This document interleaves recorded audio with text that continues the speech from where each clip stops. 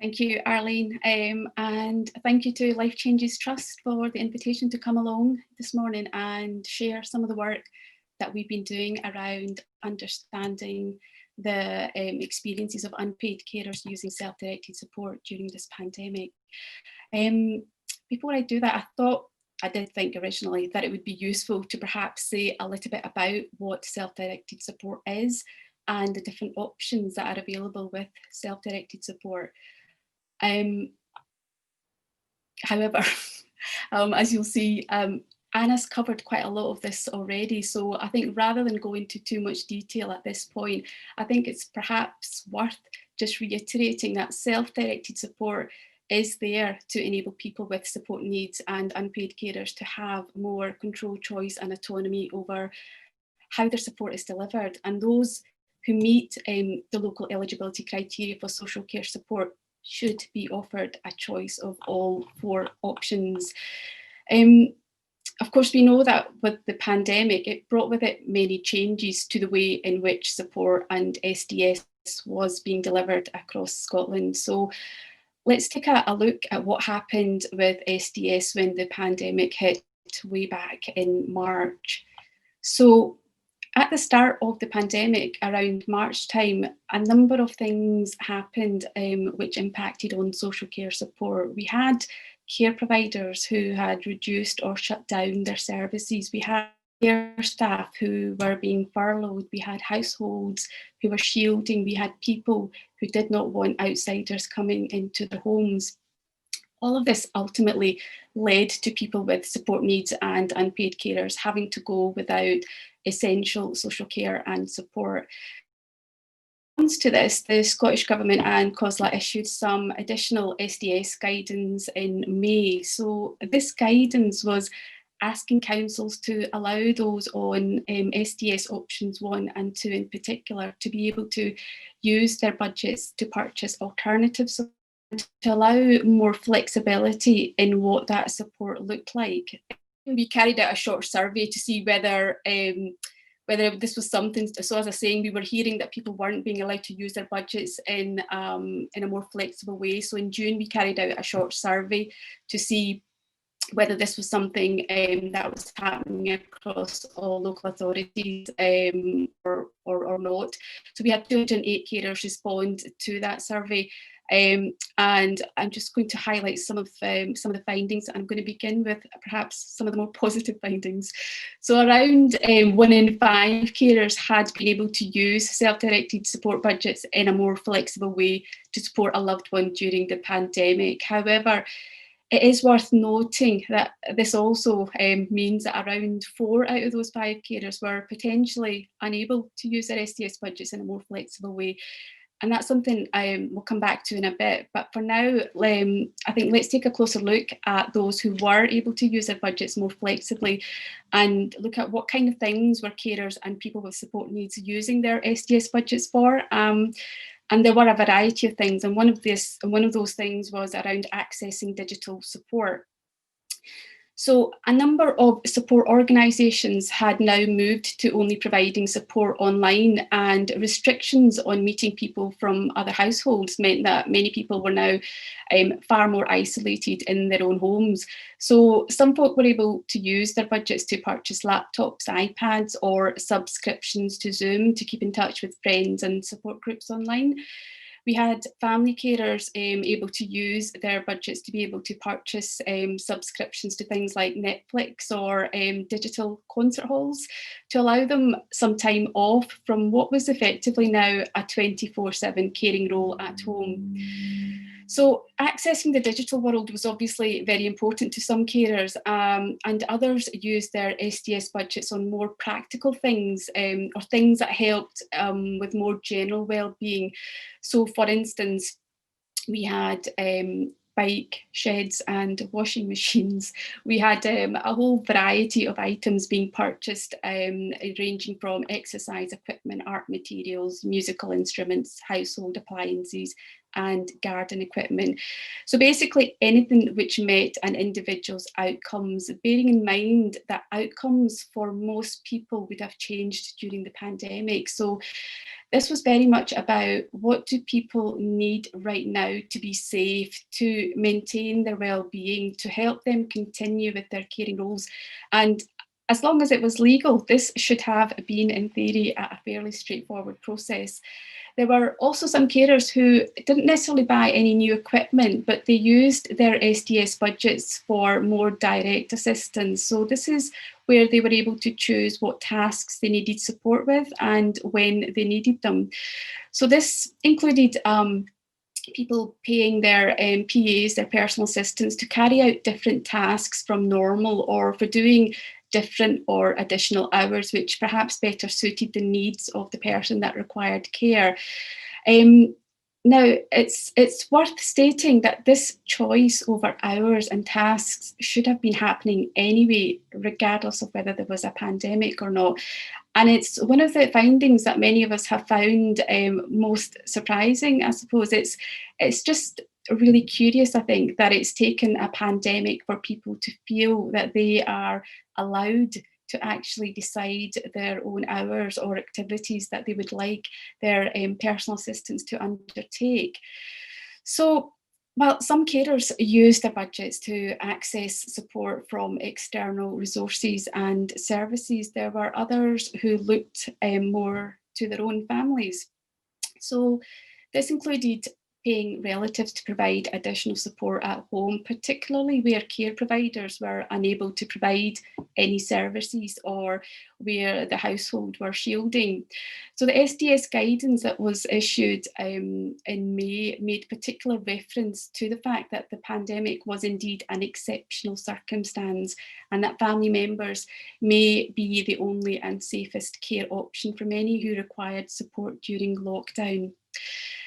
So as you can see, some carers were able to use their SDS budgets in a flexible way, in a range of different ways that suited their needs specifically.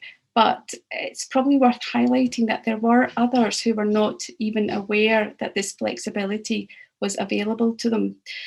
In fact, 60% of the carers in our survey were unaware that self-directed support budgets could be used to purchase alternative support or could be used in a more flexible way. The COVID-19 SDS guidance, which I referred to earlier, stated that local authorities should proactively communicate how SDS options 1 and 2 could be used during the pandemic. It's obvious that this wasn't happening in practice. Those who were aware of the guidance told us that they had found out via social media or through friends or other carers, and not necessarily from their local authority. So while, as we can see, there were many carers who weren't aware of the flexibility they could have, there were others who quite simply were just not allowed. So in fact, 43% of carers who requested to use their self-directed support budgets more flexibly were told that they weren't allowed to do that. A further 27% are still awaiting decisions, or were awaiting decisions around whether they could or could not use their budgets flexibly. Some of the reasons given to carers for not being able to use SDS in a more flexible way included, firstly, that the SDS budget had to be used to continue paying existing care providers or services. Now that's not strictly true. Some were told that the SDS budget could not be used to purchase items, and that they should instead contact a charity if they wanted to use their budgets to purchase items. That again is also not true. SDS budgets, so another reason people were told was that SDS budgets could not be used in a flexible way unless the supported person or unpaid carer were in financial hardship. And again, surprise, surprise, that is simply not true. In some instances, there were no explanations provided by the local authority for rejecting the request to use SDS in a more flexible way. So as we can see, there were obviously barriers that some carers experienced to using their budgets flexibly, and one of those in particular was around employing relatives. So around half of all carers who had asked their local authority if they could use SDS to employ family members during lockdown were told no by their local authority. Some were told, in fact, that this was an inappropriate use of direct payments. Only around 1 in 4 carers who asked to use SDS to employ family members had had their request accepted. In some instances, that request was only granted after the carer challenged the original decision. For some carers, the request to employ family relatives was only granted with fewer hours, and there appeared to be also very little support for carers who had taken on the role of an employer for perhaps the very first time.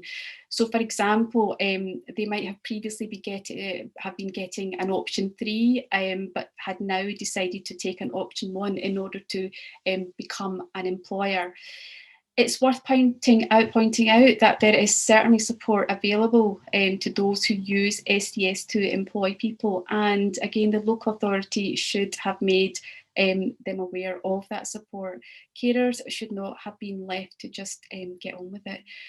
So as you can see, there have been a range of different experiences of self-directed support during the pandemic. Unfortunately, not all of them have been particularly positive.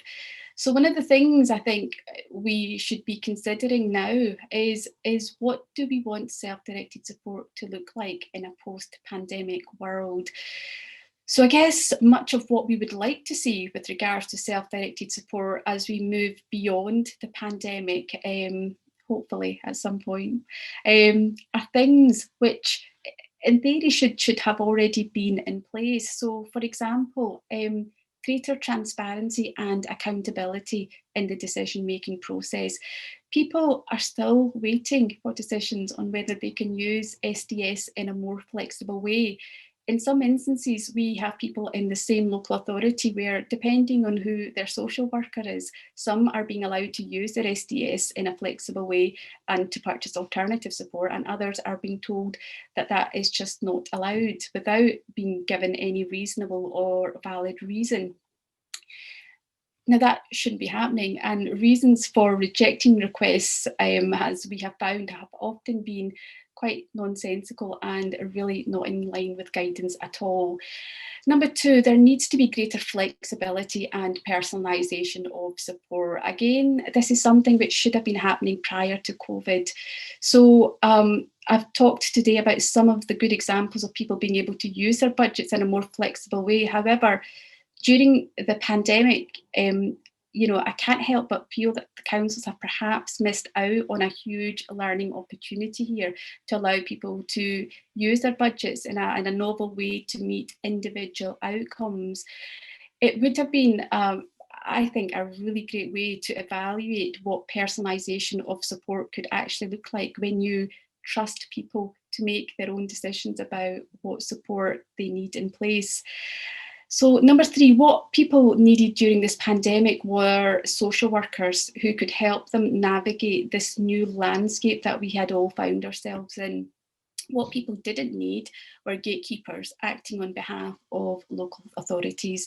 People with support needs and unpaid carers needed to be trusted to make decisions about how to meet their own outcomes, and social workers should have been enabling that and supporting those efforts and not preventing that due to the perceived budget constraints of local authorities. Social workers that I know, and I think many of you here will know on a professional or personal level, know that social workers usually go into that profession to affect change and to enable people with support needs to effectively live their best lives. So, it's about, let's encourage that and make it possible for social workers to actually do that in future, be enablers rather than gatekeepers. Number 4, information and guidance about self-directed support needs to be accessible for all, and that goes without saying, really. And this includes staff as well as people with support needs and unpaid carers. Our survey highlighted that the majority of unpaid carers were unaware that they were able to use self-directed support in a more flexible way. And this despite the guidance stating that the information should have been communicated in a clear and transparent way to people using support. The information around SDS and how people can or cannot use it should have been made available in a variety of accessible formats, both online and in print. All local authorities and partners should have shared this information as widely as possible through their networks, connections, and in person. Doing so would have potentially improved the quality of life for disabled people, for people living with long-term conditions and unpaid carers alike. Number 5, there is also a need for reduced bureaucracy in the system. The time taken for decisions to be made about whether somebody could use their SDS in a more flexible way was just an absolute huge source of stress for so many carers and the people that they were caring for. At a time when the system needed to be responsive and flexible, we were still finding that individuals' requests were being delayed due to bureaucratic processes in place. Again, give social workers more autonomy to make some of those decisions around how budgets can be used. And finally, I think we need to acknowledge the crucial importance of the role that the third sector organisations play, which includes local carer organisations and SDS organisations, and the role that they play in providing people with information, advice and support, and to be encouraging local authorities to work more closely in partnership with these local third sector carer and SDS organisations. It's obvious from that quick sort of rundown today that there is still a lot to be done to make SDS more of a level playing field and as flexible, clear and personalised as possible. But I think many of us are hopeful that this can be achieved, and can I, at that point, just say thank you for your time today. If you would like to read the report from the Coalition in full, you can download it using the link on the page there, which will be forwarded on to all attendees. If you'd like to get in touch with me about the report or the work that we're doing, my contact details are there. And can I also just quickly take the opportunity to bring to your attention the SDS Collective. There's a bunch of us, we're basically a group of individuals made up of people who access SDS or organisations that support individuals who receive SDS. We meet up at the moment every Wednesday lunchtimes via Zoom. The link's there to find out more information, or drop me a line if you'd like to join us, and you'd be more than welcome to. And that is me for now. I will now hand you back to Arlene. Thank you very much for your time today.